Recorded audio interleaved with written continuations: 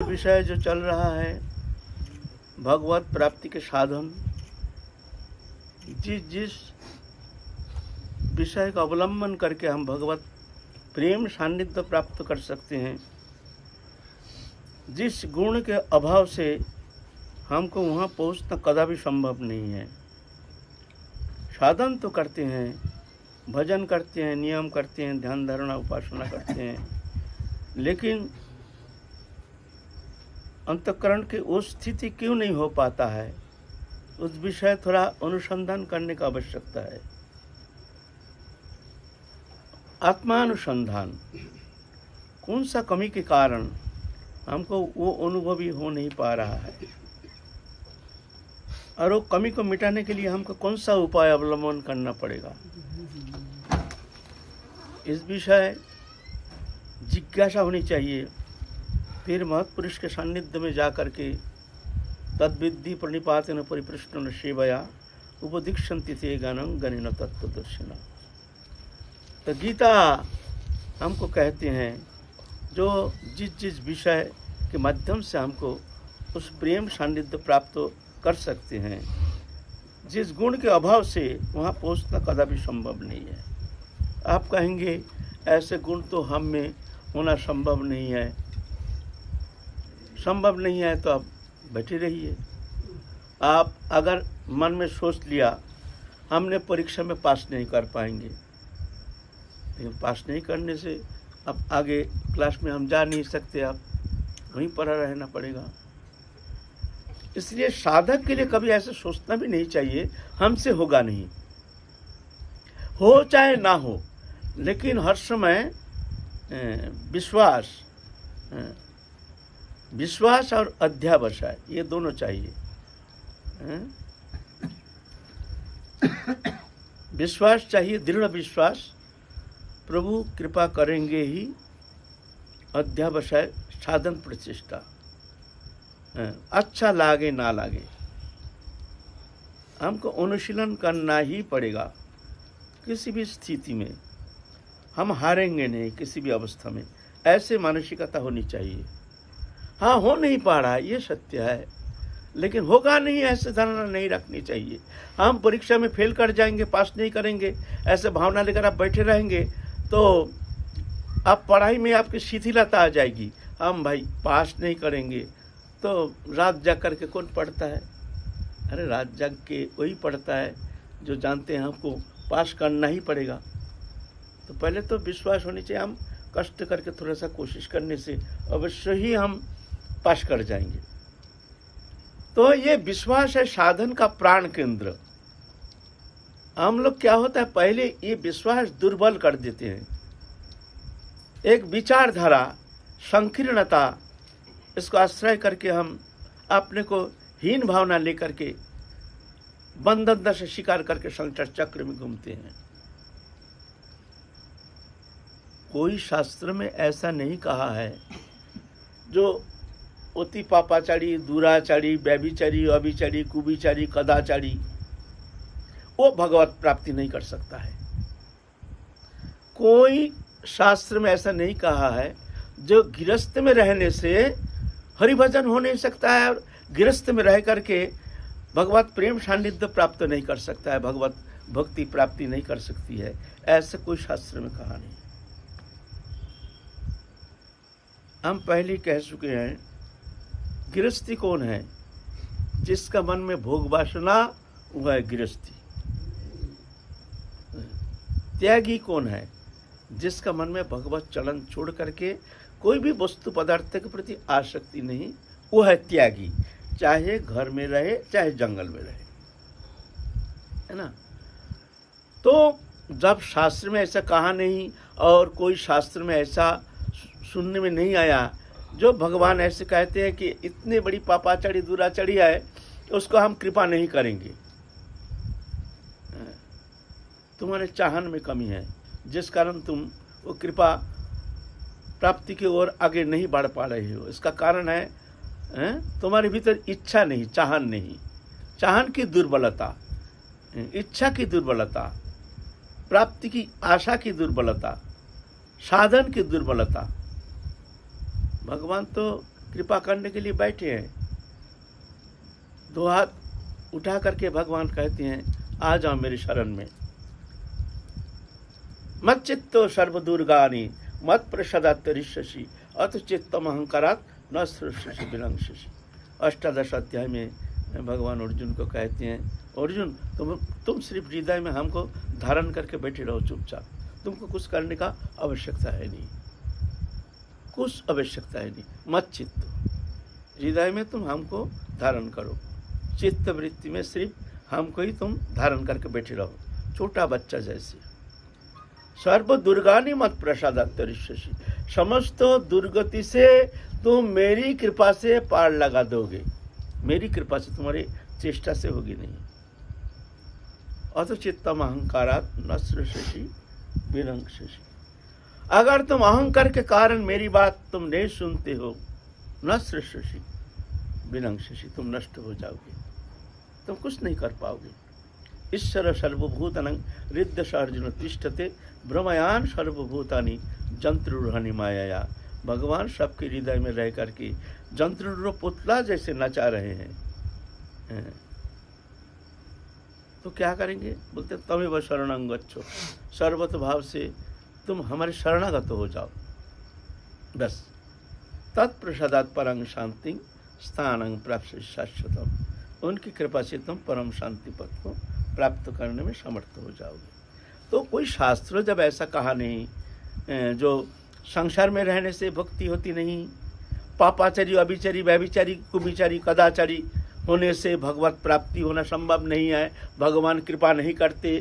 कोई शास्त्र में ऐसा कहा नहीं है जो ऐसे पाप करने से हम उसको क्षमा नहीं करते, कहीं ऐसा शब्द है नहीं। हम तो सुना नहीं, आप लोग सुने हैं तो हमको सुनाइए जो भगवान ऐसे कहे हैं।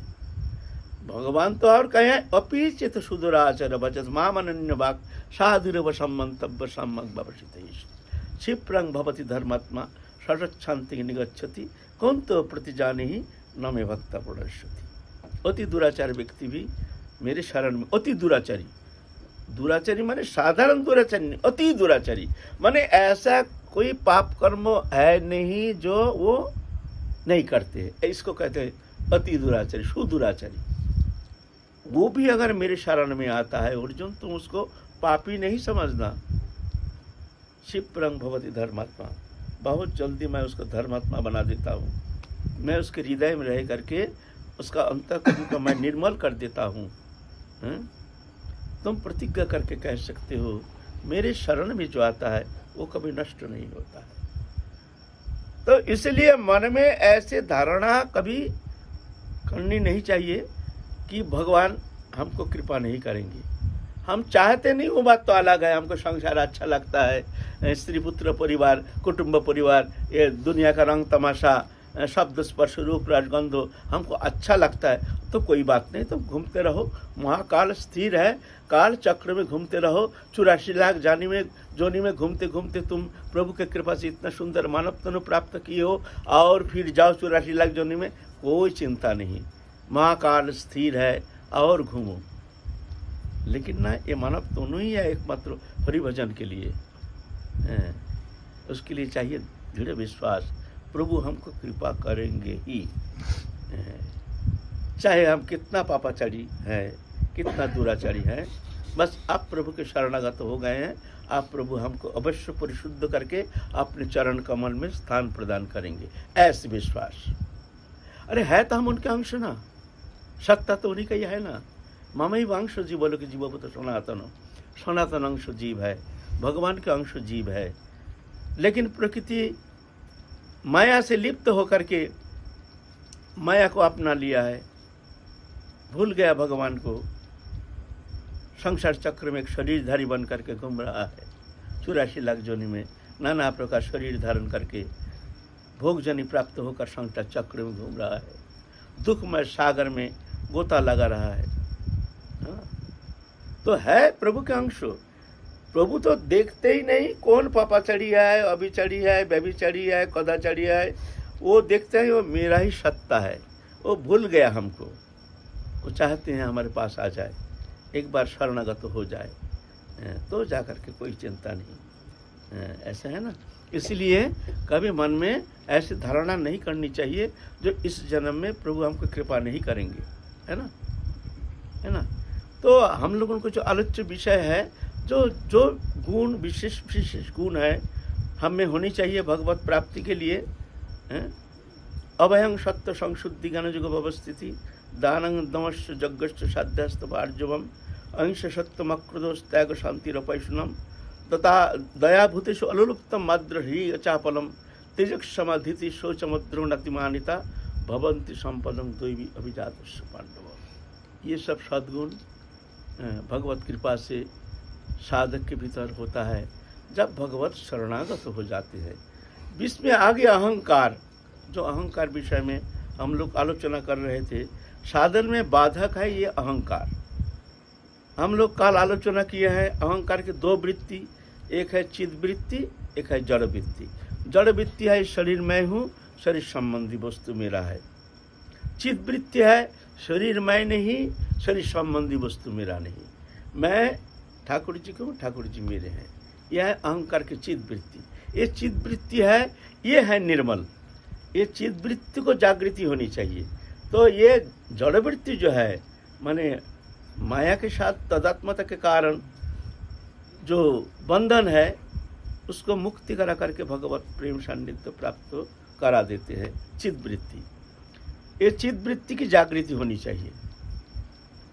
जड़ वृत्ति है शरीर मैं हूँ, प्रकृति से लिप्त होकर के शब्द स्पर्श रूप रस गंध भोग्य पदार्थ, इसी में ही आनंद है, इसी में ही रस है, यही सत्य है, शरीर मैं हूँ और स्त्री पुत्र कुटुंब परिवार मेरा है, ये भावना, ये जो है जड़ वृत्ति, अंधकार। जड़ वृत्ति है अंधकार। साधक को आत्मा को बंधन दशा प्राप्त करा करके संसार चक्र में ले जाता है ये जड़ वृत्ति। ये जड़ वृत्ति है बंधन का कारण। और ये जड़ वृत्ति, ये जितना अवगुण का जो स्रोत है, ये जड़ वृत्ति के कारण काम क्रोध लोभ मोह मद मात्सर्य हिंसा देश लोभ लालसा ईर्षा मोह तंद्रा भ्रम रुक्षरस परिश्रम असत्य क्रोध आकांक्षा आशंका विश्व विभ्रम उल्लन काम वैषम्य लोलता मद मात्सर्य हिंसा क्षेद परापेक्षा, ये सब अवगुण, ये जड़ वृत्ति जो है अहंकार का जड़ वृत्ति, इसका गुण है। इससे ये गुण आकर के उसको घेर लेता है ऑटोमेटिकली। जो भजन करते नहीं, जो भगवान को मानते नहीं, जो ये शरीर सत्य है, शरीर संबंधी वस्तु, उसमें आसक्त होकर संसार चक्र में भोग वृत्ति लेकर के घूम रहे हैं, तो उसके अंदर ये अवगुण आकर के उसको घेर लेता है ऑटोमेटिकली। वो बंधन दशा प्राप्त होकर के फिर मृत्यु के बाद फिर 84 लाख योनि में चलना शुरू कर देता है।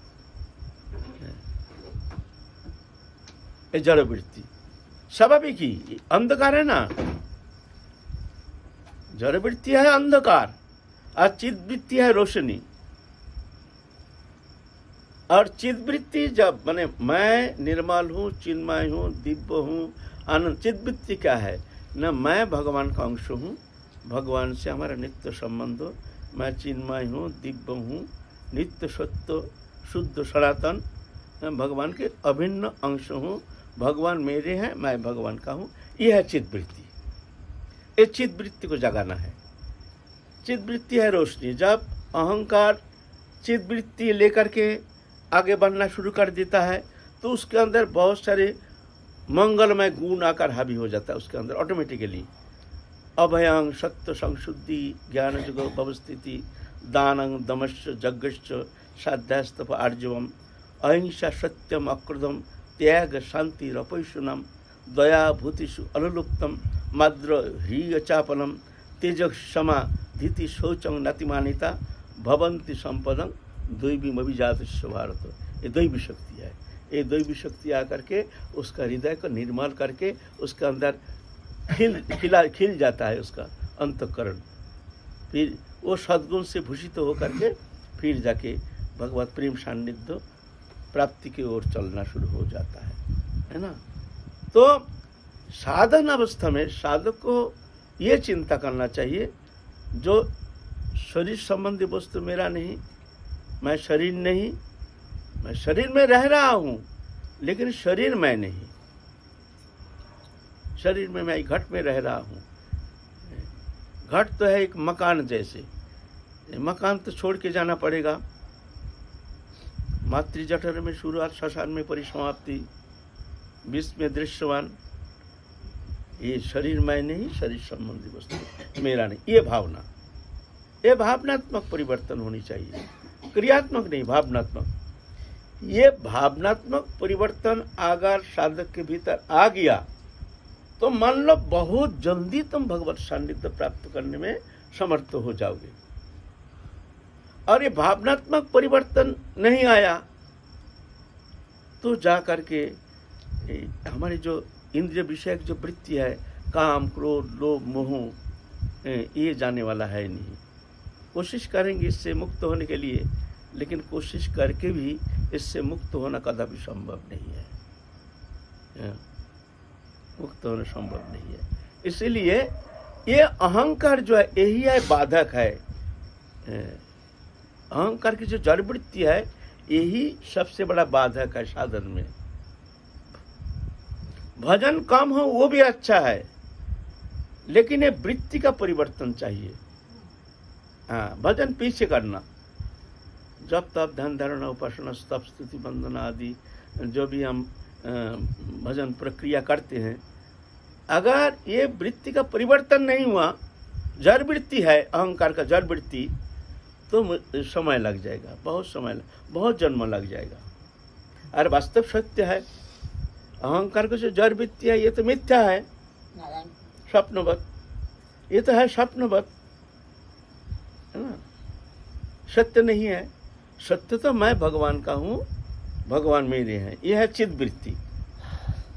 तो इसके लिए प्रभु कृपा करके तो हमको गुरु सान्निध्य प्राप्त करा करके हमको चेतन प्रदान किए हैं। गुरुदेव हमको ज्ञान प्रदान किए हैं, जो तुम कौन हो, तुम राधा रानी के ऐसे सहचरी हो, नाम, रूप, वर्ण, वस्त्र, अलंकार, सेवा, कुंज, स्थिति, ये सब प्रदान करते हैं। देखो ये तुम हो, तुम ये शरीर नहीं हो, इससे अतीत तुम ये हो। तो गुरुदेव ये जड़ वृत्ति से मुक्त, जड़ वृत्ति से मुक्ति ही साधना का प्राण केंद्र।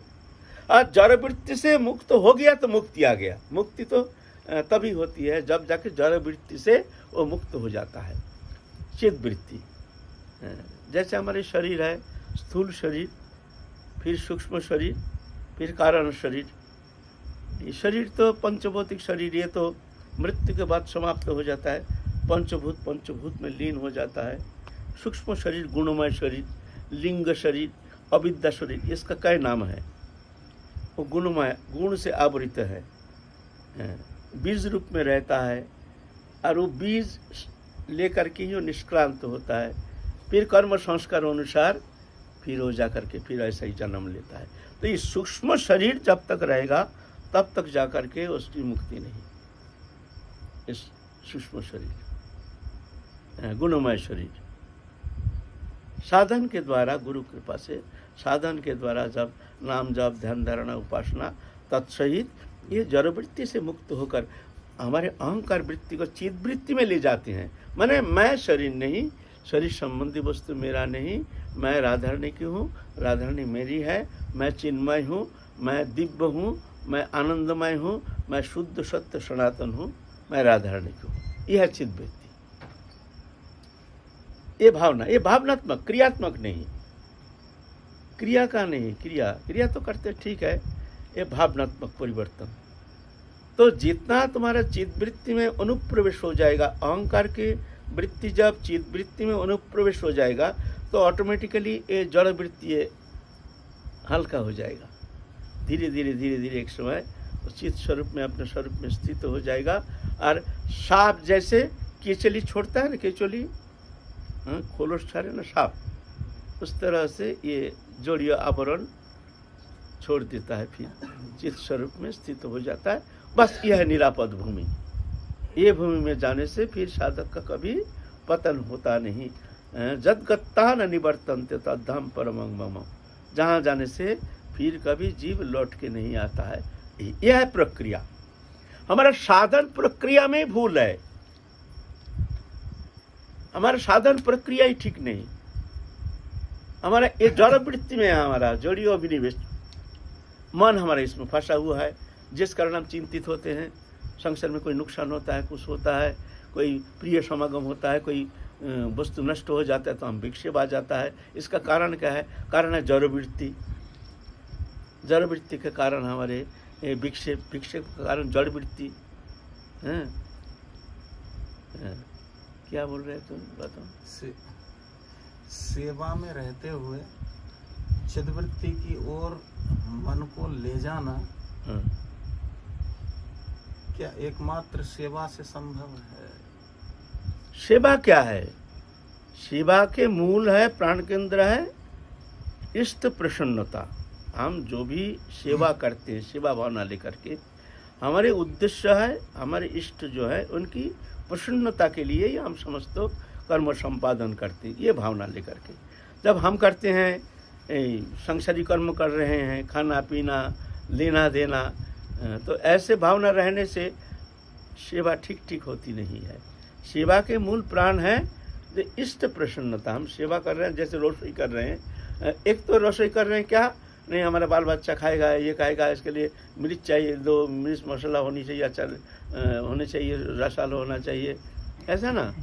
और सेवा भावना जो है नहीं, हमारे ठाकुर जी खाएंगे आज, ठाकुर जी के लिए हम कैसे सुंदर करके बनाएंगे, एक भावनात्मक, आज ठाकुर जी को ऐसे भोग लगाएंगे, आज ठाकुर जी को ऐसे ऐसे, काल तो ऐसे भोग लगाए, आज ऐसे भावना, तो हो गया तुम्हारा ये भजन हो गया, ये सेवा तुम्हारी भावना हो गई, भावना ही कारण हो गया, ये तुम्हारा भजन हो गया। और जब अपने लिए करते हैं, सेवा करते हैं, हम कह रहे हैं हम सेवा करते हैं, वास्तव ये सेवा नहीं, ये तो एक क्रिया हो गया। सेवा जो है तो भजन ही है, सेवा क्रिया थोड़ी है, लेकिन ये भावना ऐसी होना चाहिए तो सेवा हो जाएगा, है ना। जब तक माइक बुद्धि संपन्न जीव तो क्रिया ही कर सकता है ना, क्रिया कर सकता है ना, क्रिया के साथ साथ भावना ऐसी होनी चाहिए। हमने जैसे कहा, जो रसोई कर रहे हैं, हमारी भावना होनी चाहिए हम ठाकुर जी का भोग लगाएंगे, लेकिन हमारा भावना है वो बच्चा तो वो ऐसा खाएगा, वो ऐसा खाएगा, वो ऐसा खाएगा, ऐसे ना अपना खाने के लिए अपना किसमें ज़्यादा रुचि होती है वो वस्तु बनाएंगे, वो खाएंगे, काल ऐसे खाए, रोज़ रोज़ एक सा खाया नहीं जाता है, आज थोड़ा चटपटी बनाएंगे, ये बनाएंगे, ऐसे ये है भाई, भावना ही कारण है, तो वो सेवा नहीं है। सेवा तो है, कोई लालसा नहीं है, हमारी एकमात्र उद्देश्य है प्रभु की प्रसन्नता। हम जो कर रहे हैं प्रभु की प्रसन्नता, ऐसे भावना लेकर जब सेवा करते हैं तो वो सेवा भजन ही हो जाता है। वो सेवा माने क्रिया नहीं, वो सेवा भजन हो जाता है। तत्कर्म हरितोषम, कर्म क्या है? हरितोषम, जिसमें भगवान प्रसन्न होते हैं वही कर्म है। भगवत प्रसन्नता के लिए जब कर्म होता है तो जाके वो भजन हो जाता है। और आपने इंद्रिय भोग के लिए जो कर्म होता है वही कर्म बंधन का कारण हो जाता है, ऐसे है ना। जैसे कोई साधक हैं, निष्काम साधक तो नहीं चाहते कि हमें धन की इच्छा हो या हमें मान की इच्छा हो या स्त्री पुत्र परिवार, कोई इच्छा नहीं रहती। उसके बावजूद भी ये भावना सब समय नहीं बनी रहती कि हमें जो कुछ करना है वो प्रभु के लिए ही करना है। वो सब समय तो रख नहीं सकता है वो भावना, लेकिन जो उद्देश्य और जो टारगेट है वो तो भगवत प्राप्ति ही एकमात्र है और अन्य अभिलषित कोई इच्छा नहीं है। तो अब वो भावना सब समय नहीं रख सकता, क्या वो क्रिया में ही आएगा या सेवा में आएगा? देखो, अब अगर हम भगवत सेवा के लिए, भगवत प्रसन्नता के लिए कर्म करते हैं तो ये भजन हो जाएगा। और उसमें अगर अपना भोग इच्छा है तो जाकर के वो तो सेवा ठीक ठीक सेवा नहीं, वो तो अपने ही इच्छा ही कारण है। जैसे आपने भोग इच्छा लेकर के आज काल ये बनाए, आज थोड़ा ऐसे बनाएंगे, आज थोड़ा ऐसे बनाएंगे, रोज़ रोज़ एक सा खाया नहीं जाता है, ऐसे अपना लालसा लेकर के हम रसोई कर रहे हैं, तो ये थोड़ी भजन हो जाएगा। भजन तो प्रभु की सेवा, बस हमारे उद्देश्य है प्रभु की सेवा। ये भावना का परिवर्तन, ये भावना भी एक भजन है, ये भजन क्रिया है। इतना सहज थोड़ी है जो हम कह रहे हैं, जो हर स्थिति में हमारी ऐसी हमारे भगवत प्राप्ति उद्देश्य लेकर के भगवत चिंतन में ही रहेंगे, ऐसा थोड़ी होता है, तब तो काम ही बन जाएगा। ये तो साधन सापेक्ष, धीरे धीरे धीरे धीरे साधन करते करते करते करते, विचार करते करते करते करते, फिर भगवत शरणागति के माध्यम से, भगवत कृपा से फिर ठीक वह स्थिति आ जाती है। ऐसे वो तो कण कण में विराजमान है और हृदय पटल में वो बैठे हुए हैं। साधक की जानते हैं कि इसका मन सब समय तो अंतर्मन रह नहीं सकता और सब समय ये भावना रख नहीं सकता है।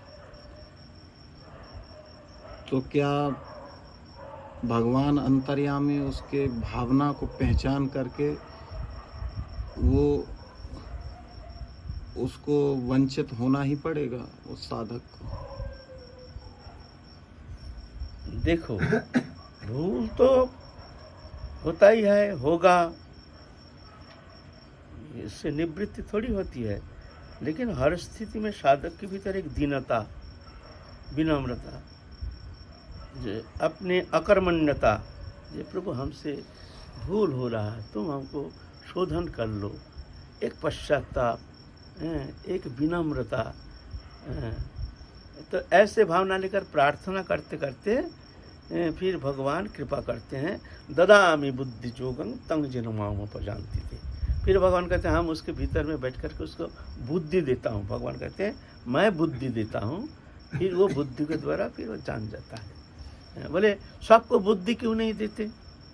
बोले भगवान कहते हैं हम तो बुद्धि देना चाहते हैं, लेकिन ये तो लेना नहीं चाहता है। ये तो अपने को बड़ा बुद्धिमान मान के बैठा है ना, हम लोग अहंकारी है ना, अपने को समझते हैं हम बहुत जान गए हैं, बहुत समझ गए हैं। तब भगवान कहते अच्छा अच्छा समझो समझो, तो समझ करके चलते रहो। जिस दिन देखोगे तुम्हारे बुद्धिमत्ता के द्वारा कुछ होने वाला है नहीं, उस दिन हमारे शरण में आना, फिर हम तुमको बुद्धि देंगे।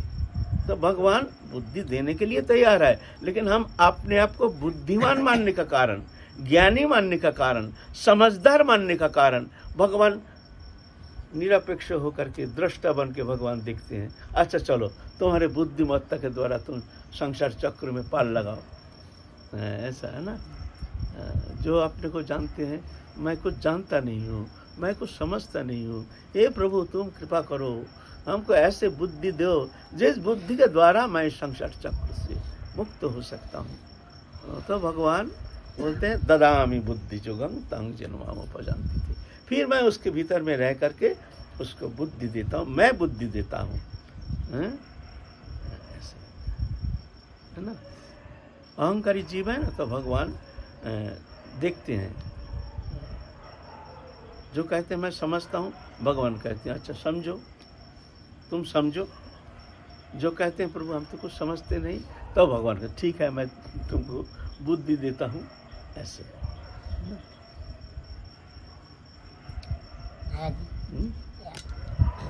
ये बाह्य शरीर से राधा रानी ठाकुर जी रत्न सिंहासन पर विराजमान है। ये बाह्य शरीर से मैं इनके पास गया, ऐसा चिंतन नहीं होगा। अंतर शरीर से नहीं, ये बाह्य शरीर का कोई चिंतन होगा नहीं। मैं राधा रानी ठाकुर जी बैठे हैं रत्न सिंहासन में, हमें ये बाह्य शरीर से ही उनके पास गया, उनका धन्यवाद किया या कुछ सेवा किया, ऐसा हो नहीं सकता। अंतर शरीर का ही चिंतन होगा। देखो एक तो मानसिक चिंतन और एक शरीर के द्वारा, कायिक शरीर के द्वारा भगवत उपासना। हम शरीर धर्मी होने के कारण शरीर के द्वारा भी हम उपासना करते हैं, लेकिन भावना ऐसी रहना चाहिए जो मैं इससे अतीत, मैं चिन्मय हूँ, दिव्य हूँ, भगवान का हूँ, भगवान मेरे हैं। ऐसे आत्मबुद्धि लेकर के आदर के साथ सेवा में जाने से फिर जाकर भगवान प्रसन्न हो जाते हैं। है ना। महाराज भक्ति का रास्ता तो बहुत कठिन है, इसके चलते चलते किसी का अगर पतन हो गया तो फिर क्या करेगा वो? भक्ति के रास्ता बहुत कठिन नहीं है, भक्ति के रास्ता सबसे सरल है। एक बीच में आ गया अहंकार, हाँ, है। ये अहंकार के कारण भक्ति देवी की कृपा हम अनुभव कर नहीं पाते हैं, है ना। भक्ति है बालक जैसे, हाँ, है। भक्ति है एकदम बालक जैसे, है। जहाँ दीनता, जहाँ कुछ जानते नहीं समझते नहीं, वहाँ भक्ति देवी उनको हृदय में धारण करके, उनके हृदय में रह करके उनको कृपा करते हैं। और जहाँ अहंकार आ गया वहाँ भक्ति देवी है नहीं, है ना। अगर पतन हो गया फिर भी उठ सकता है। पतन होना नहीं है, भगवत सान्निध्य में आने से कभी पतन होता नहीं है। पतन जैसे दिखता है वो तो साधक के लिए एक शिक्षा, कुछ कमी है उस कमी को मिटाने के लिए कभी कभी देखने में आता है जैसे साधक का पतन हो गया, लेकिन भगवत शरणागत होने से उसका कभी पतन होता नहीं। उसको शिक्षा देते हैं, शिक्षा दे करके फिर वो जब समझ जाता है जो हमसे बहुत भारी भूल हो गया है, तो फिर भगवत शरणागत होते हैं, फिर भगवान उसको उठा लेते हैं। जैसे हम हिमालय में चलते हैं, कभी उठते हैं कभी उतरते हैं, कभी उठते हैं फिर उतरते हैं। जब उतरते हैं तब अगर हमने सोच लिया अरे हम तो नीचे जा रहे हैं, अरे नीचे नहीं जा रहे हैं, हम आगे बढ़ रहे हैं, नीचे जाना नहीं, आगे बढ़ रहे हो। ये भक्ति मार्ग भी ऐसा कभी कभी देखने में आता है जैसे हमारा बहुत पतन हो गया, मानसिक पतन हो गया, जैसे भक्ति राज्य से हम बहुत दूर हो गया, जैसे भगवान की कृपा हम पर है ही नहीं, ऐसे महसूस होता है। फिर जाके उसके अंदर विनम्रता आती है, दीनता आती है, फिर प्रार्थना करते हैं, फिर रोते हैं, खूब रोते हैं, प्रभु हमको कृपा करो कृपा करो। देखते हैं हमारे जैसे अयोग्य कोई है नहीं, हम ही सबसे अयोग्य है संसार में। अपना के हीन ज्ञान अयोग्यता बुद्धि इहाते ही प्रेम इहाते ही सर्वसिद्धि। चैतन्य चरितमृत बोलছে अपना के हीन ज्ञान अयोग्यता बुद्धि इहाते ही प्रेम इहाते ही सर्वसिद्धि।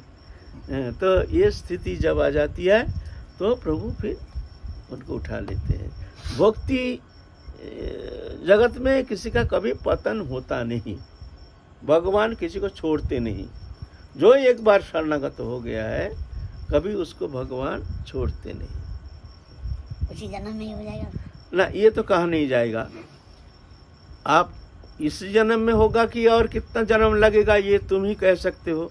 तुम्हारे भीतर अगर कोई वासना है, तीव्र वासना है, तो जाके तुमको आना पड़ेगा। अगर तुम्हारे हृदय कोई वासना नहीं तो जाके शायद आने का आवश्यकता नहीं। आने का कारण ही है वासना, वासना के कारण ही जन्म होता है। ये शरीर मिला है वासना के कारण।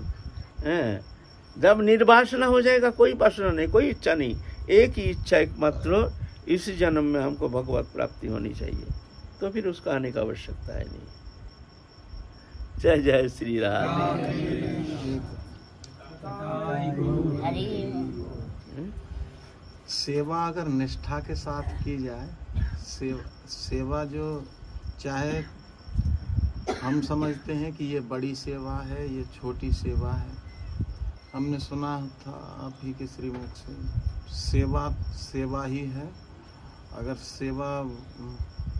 सेवा छोटी सेवा को भी अगर निष्ठापूर्वक हम करें